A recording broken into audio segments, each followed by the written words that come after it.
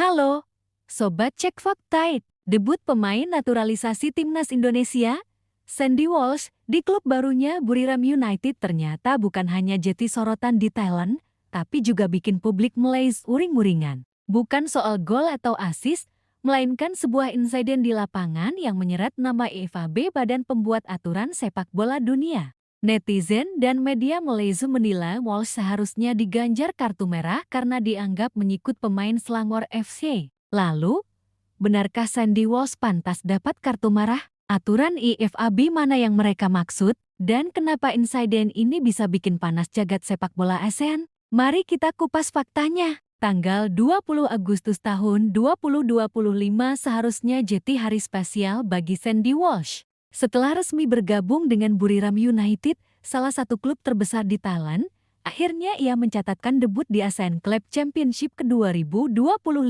Lawannya pun bukan sembarangan, Selangor FC dari Malaysia. Pertandingan berlangsung di Stadion Changrin, markas Buriram.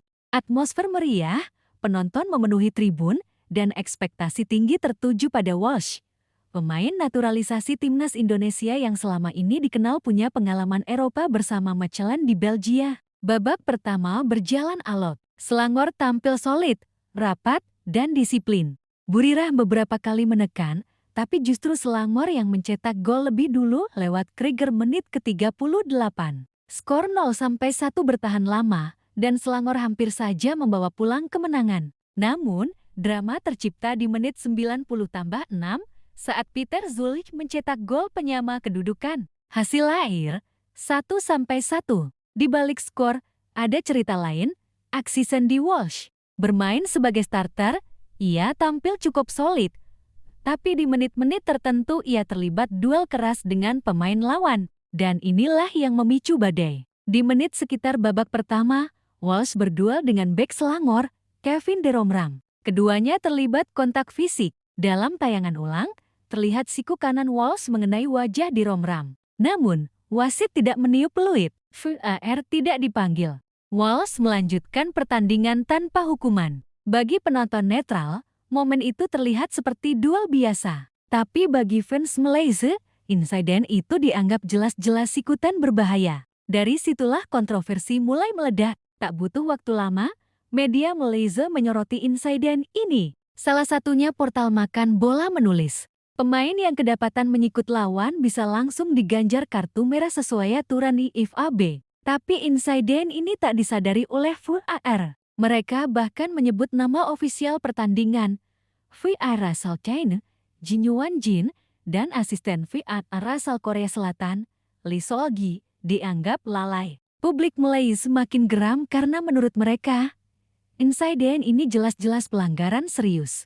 Mereka mengutip aturan Laws of the Game IFAB, khususnya pasal tentang violent conduct tindakan kasar. Menurut IFAB Laws of the Game 2024/25, bagian Law 12, False and Misconduct, ada poin penting, pemain yang menggunakan siku atau tangan untuk memukul lawan, terutama ke kepala atau wajah, dianggap melakukan violent conduct. Hukuman, kartu merah langsung. Namun, ada catatan penting.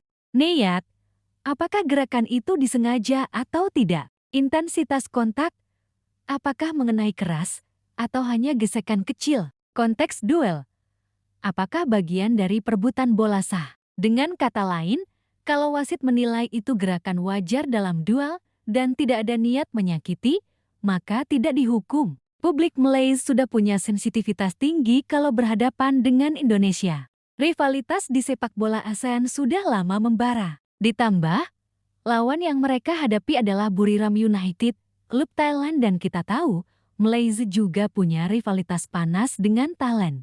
Jadi, ketika seorang pemain timnas Indonesia yang notabene dianggap rival tradisional lolos dari hukuman, emosi mereka semakin memuncak. Media sosial Malaysia penuh komentar pedas.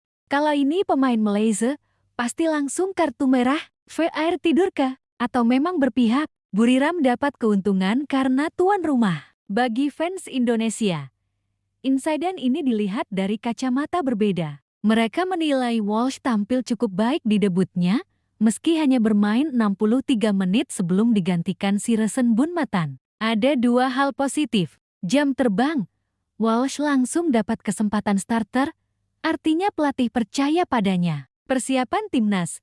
Bermain di Thailand, Walsh akan lebih dekat dengan kultur sepak bola Asia Tenggara, sehingga adaptasinya di timnas makin mulus. Bahkan, kini Indonesia punya 4 pemain di Liga Thailand. Sandy Walsh, Buriram United, Shin Patinama, Buriram United, Asnawi Mangkualam, Port FC, Pratama Arhan, Muangthong United. Kehadiran mereka di liga yang kompetitif jelas menguntungkan timnas. Untuk memahami kontroversi ini, mari bandingkan dengan kasus serupa di Liga Top Eropa.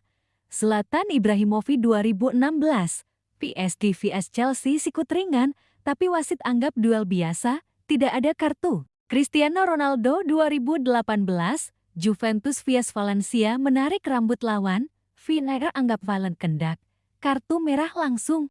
Kesemero 2023, Manchester United pegang leher lawan, dianggap violent conduct, kartu merah. Dari contoh ini terlihat, interpretasi sangat subjektif. Kadang pelanggaran ringan kena merah, kadang jelas-jelas ikutan tapi lolos. Bagi Sandy Walsh, insiden ini bisa jadi cap buruk di mata fans Malaysia. Tapi, juga bisa jadi bukti ia tampil garang dan siap tempur. Bagi Buriram United, mereka akan mendapat sorotan ekstra setiap kali Walsh main melawan klub Malaysia. Rivalitas ASEAN makin panas, tiket pertandingan bisa lebih laris. Bagi timnas Indonesia, Walsh dapat jam terbang berharga, sekaligus memperkuat mental menghadapi tekanan publik luar negeri. Apakah Sandy Walsh seharusnya kena kartu marah? Secara aturan IFAB, bisa iya, bisa tidak.